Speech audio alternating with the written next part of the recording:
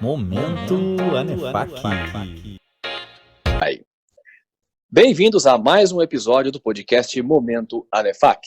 Nosso papo agora é sobre economia e o mercado de energia. Meu nome é Emerson Dias, sou vice-presidente de capital humano aqui da Associação Nacional dos Executivos de Finanças, Administração e Contabilidade, a nossa Anefac. Antes de apresentar a você o nosso convidado de agora, eu queria pedir a você duas coisas. Primeiro, nos acompanhar nas redes sociais, estamos presentes no YouTube, Facebook, Instagram e no LinkedIn. E segundo, visitar o nosso site, anefac.org, onde você encontrará e poderá ler a nossa revista digital, com conteúdos relevantes do mundo das finanças, administração, economia, tributos, tecnologia e capital humano, sempre muito relevantes e importantes para você, para a sua carreira e para os seus negócios. Além de informações sobre nossa agenda de eventos. Confere lá, anefac.org. No podcast de agora, nós temos o seguinte convidado, Andrew Stoffer. Ele é CEO da América Energia e conselheiro e membro do Comitê de Economia aqui da Anefac. Presença constante na mídia quando o assunto é economia e taxas de juros. Andrew, muito bem-vindo ao nosso podcast. Obrigado pela sua presença. Obrigado pelo convite. Andrew, aproveitando a sua agenda aqui, que eu sei que ela é rara, a gente conseguir esse espaço, né? Mas eu queria aproveitar e te perguntar o seguinte, neste momento da economia, você que está aí lidando com o mundo da energia, quais são os riscos e oportunidades que você enxerga para o mundo da energia e um pouco da sua visão geral em relação ao nosso momento econômico? Bom, na realidade, nós hoje estamos enxergando muito mais riscos do que oportunidades, né? Esse é o momento que acho que todo mundo está passando.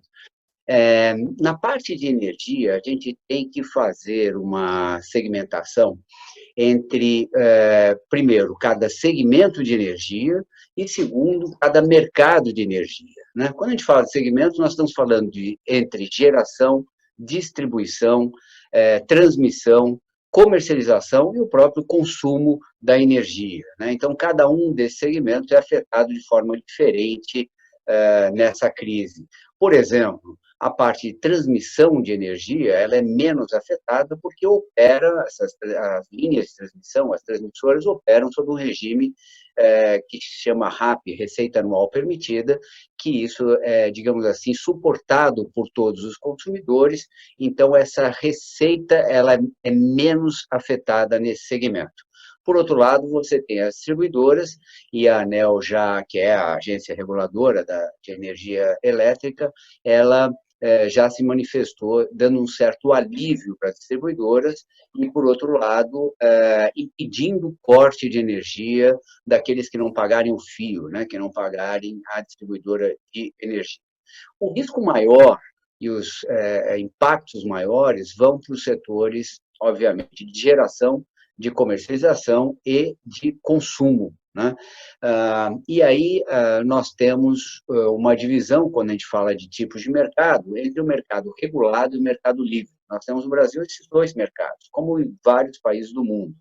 O mercado regulado é aquele que tem consumidores residenciais. Esses no Brasil, no mundo é diferente, em alguns lugares, como na Europa, na Alemanha, especificamente, onde se tem aí toda a possibilidade de consumidores residenciais serem livres, né? É um exemplo da Europa. No Brasil, você tem os dois segmentos, porém, os consumidores residenciais, eles não são habilitados a operar no Mercado Livre. Então, eles pagam sua conta de energia para a distribuidora, tanto a energia quanto o transporte em si. No Mercado Livre, não, são empresas onde há um determinado mínimo para poder estar nesse mercado, há uma demanda mínima, então são contas que partem aí de 50, 60 mil reais por mês, pelo menos, para estar nesse mercado, para empresas. Esses são mais afetados, justamente porque são empresas, e as empresas é que estão sendo mais afetadas nesse momento, né, em termos de consumo, carga de energia. Ou seja, é um impacto diferenciado para cada setor, para cada segmento, para cada mercado, porém, ainda há uma dúvida muito grande quanto à extensão do que vai ser afetado. Se essa restrição de comércio, serviços, de locomoção, das pessoas poderem estar trabalhando, durar relativamente pouco, e pouco nós estamos dizendo aí até no máximo meados de abril, é uma situação, se isso se prolongar até final de abril, entrar maio, enfim, daí em diante, a situação é bem diferente, o impacto acaba sendo bem maior. André, você nos explicou aí, obrigado por essa aula, né? É importante compreender tipos de mercado e segmento, né, de energia, muito bom essa explicação sua. E me chamou a atenção essa última parte da sua fala sobre as afetações serem diferentes, né? O comércio fechado, muitas fábricas fechadas, algumas trabalhando em regime parcial, mas as pessoas, muitas delas, estão aí nos seus home offices, né? Existe uma compensação do consumo, que não é do lado comercial agora com o lado residencial? Existe uma equivalência ou elas são muito discrepantes, tanto do consumo quanto das potenciais receitas para as empresas de energia? Quando a gente olha o segmento residencial, né, deve provavelmente ter até um aumento do consumo residencial. Claro, todos em home office, né, ou boa parte em home office, isso implica que o consumo de energia em casa deva aumentar, né? Então, nessa parte residencial, e aí sim é o mercado cativo, né, é o mercado das distribuidoras que é cativo, ele sofre um impacto um pouco menor. Num primeiro momento, nós temos um impacto maior na parte de comércio e de serviços e um pouco menor nas indústrias. As indústrias estão sendo mais impactadas, principalmente pelo acesso, né? Existem municípios aí que estão restringindo o acesso, a parte de transporte, de locomoção dos seus trabalhadores, mas ela está sendo menos afetada nesse momento. Claro, o impacto maior é realmente comércio e serviço, porque as pessoas não podem consumir serviços e o comércio em vários municípios está proibido de ser aberto, né?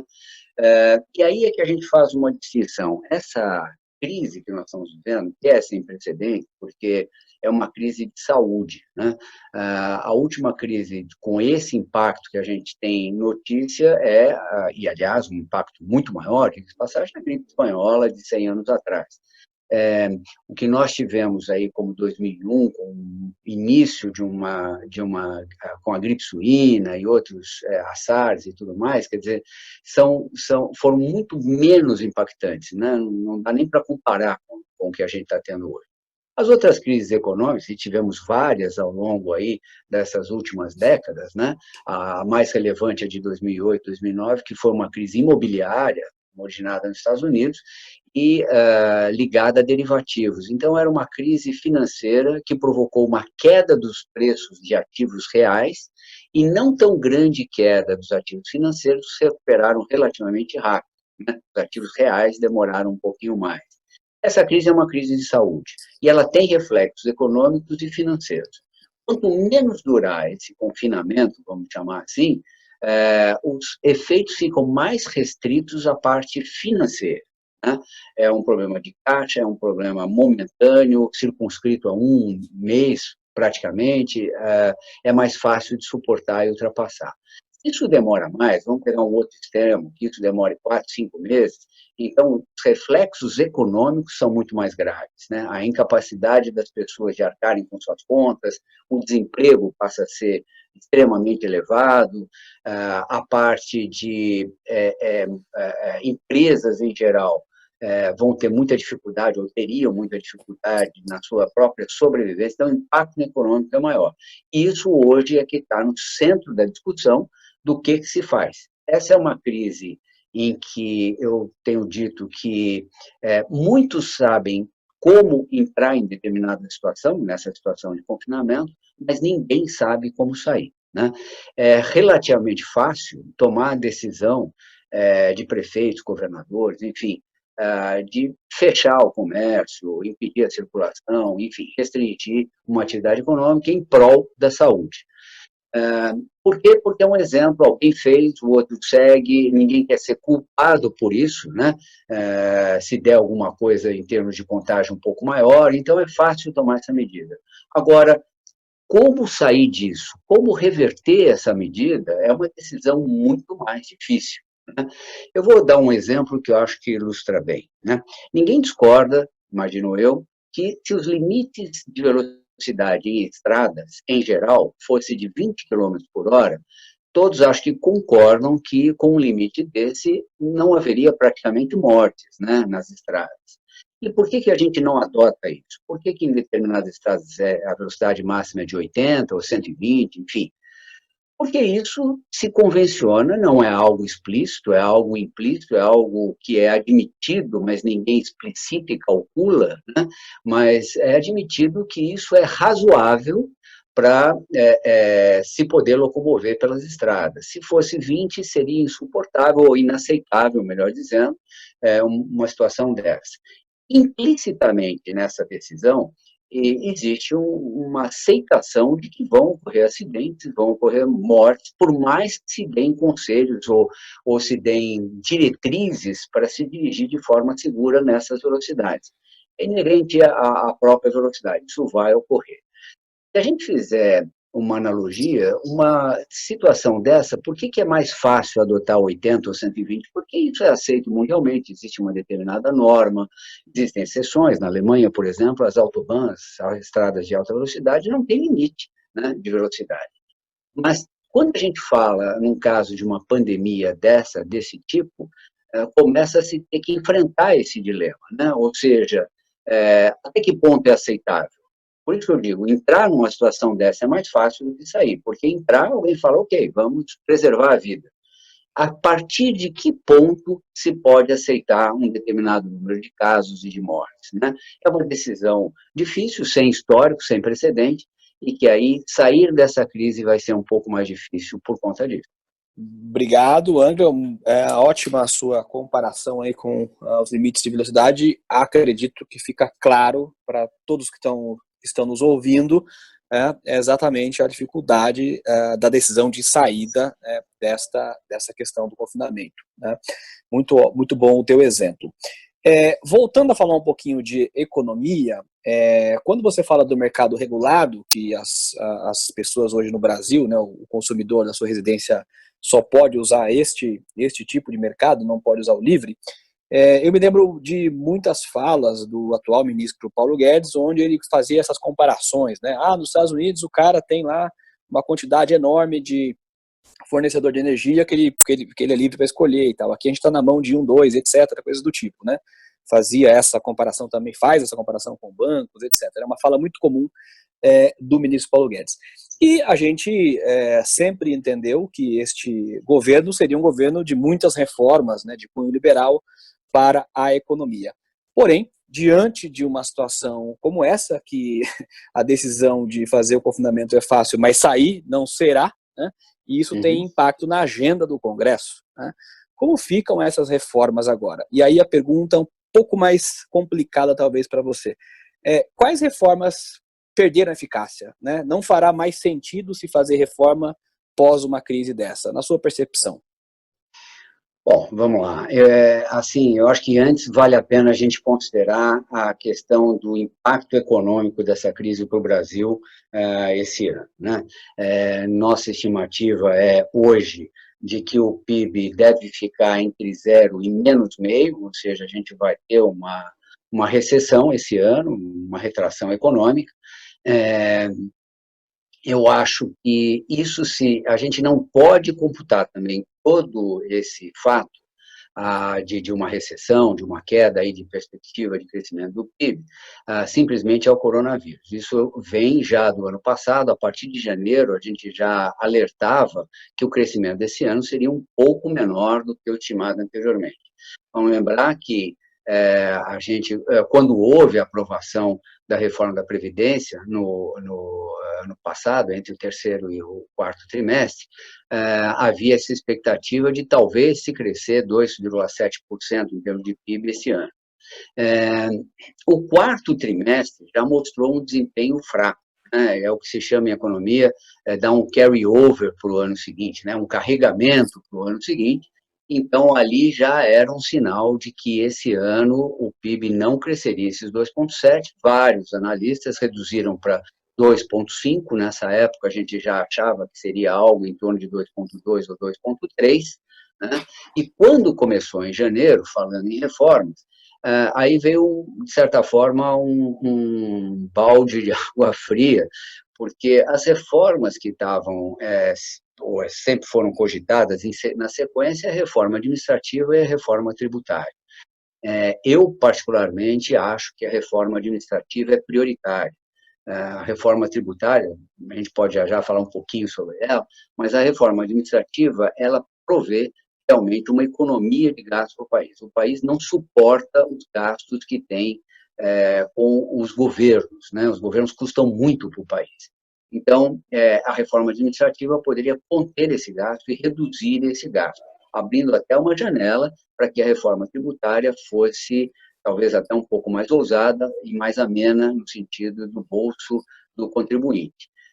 O que ocorreu em janeiro foi uma declaração do presidente Jair Bolsonaro, onde ele disse textualmente para que tanta pressa com relação à reforma administrativa. Então, essa frase foi um alerta, né? Ele não tem esse viés de mexer tanto com o Estado, com essa reforma do Estado, a gente sabe disso.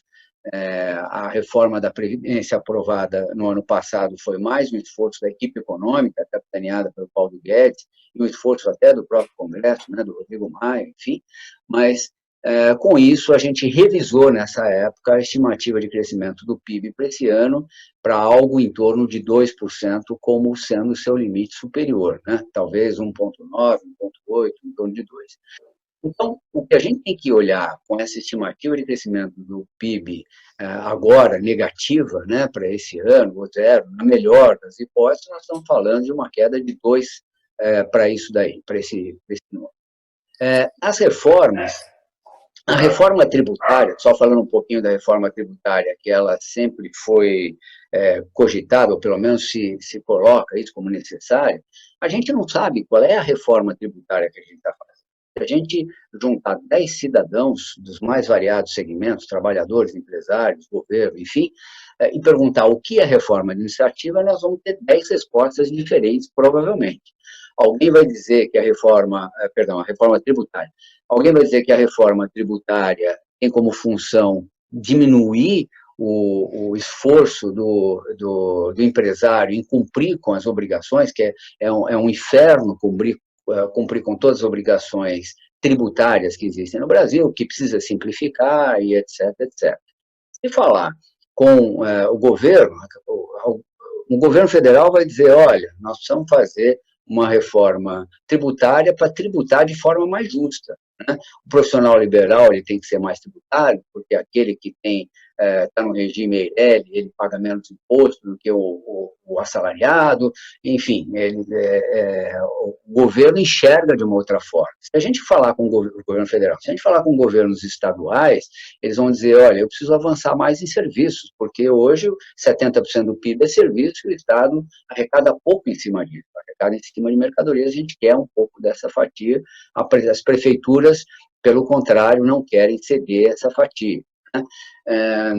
Enfim, de tudo que a gente falar, vai ser ou uma redução de trabalho, ou uma melhor distribuição da tributação, uma forma entre estados, municípios e federação, que não é clara o que se pretende com a reforma tributária.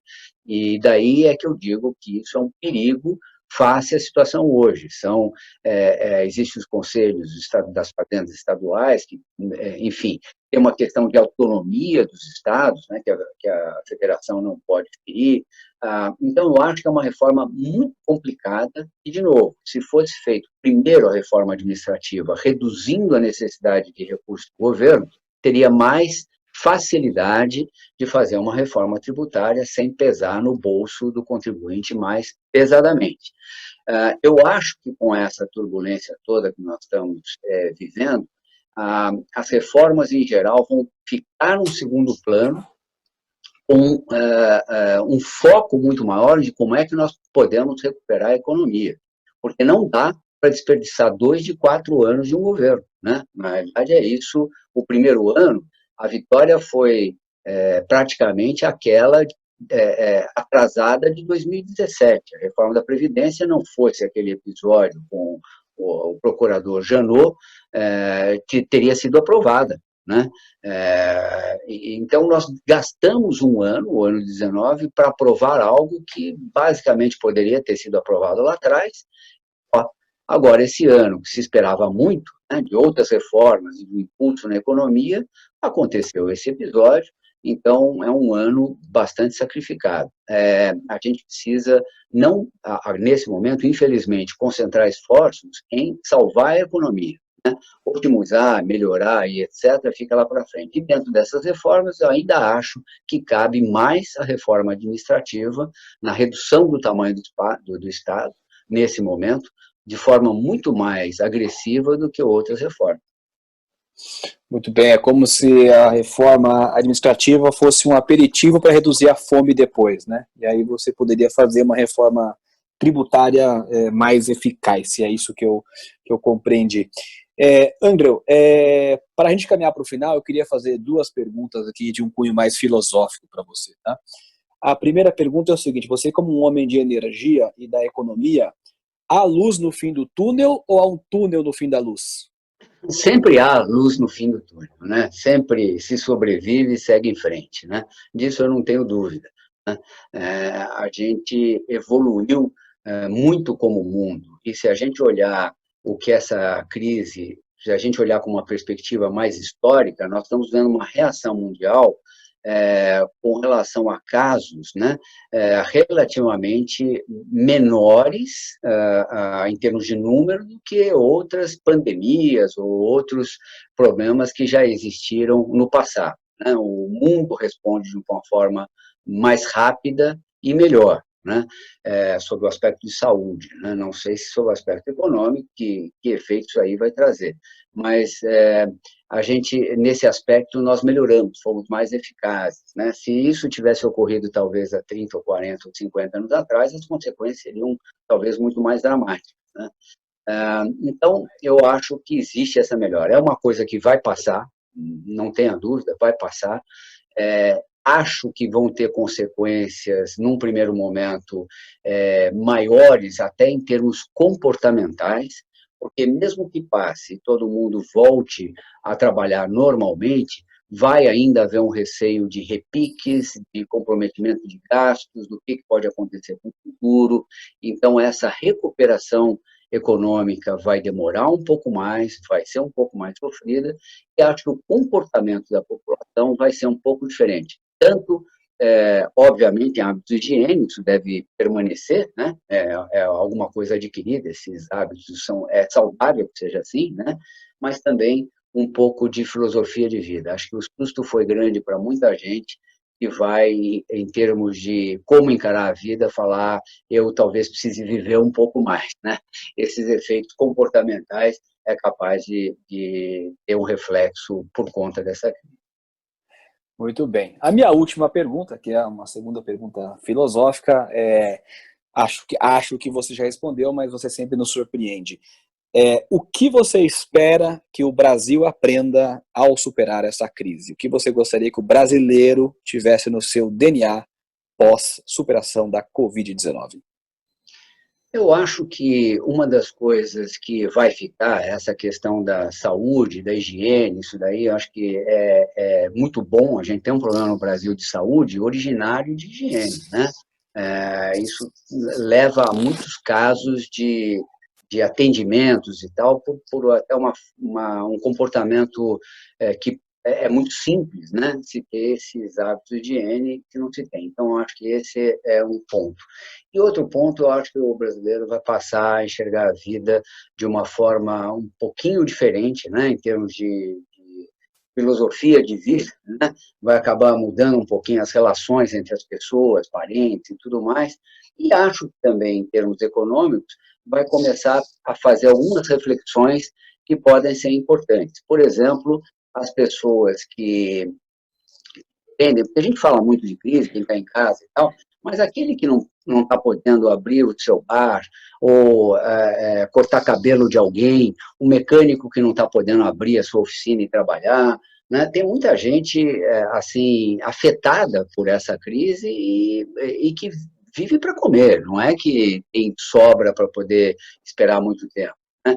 Então, essas pessoas também vão se preocupar um pouquinho mais com alguma reserva, né, para ter alguma segurança, e acho que também, em termos mais amplos, a gente vai verificando que, por exemplo, as empresas que são muito afetadas, os trabalhadores são muito afetados em geral, e começa a haver também um questionamento sobre essa questão do funcionalismo público, né, que foi pouquíssimo ou nada afetado, para ser bem exato agora nesse momento, e que precisa ter esse Estado com o tamanho um pouco reduzido, um pouquinho mais adequado às necessidades, né?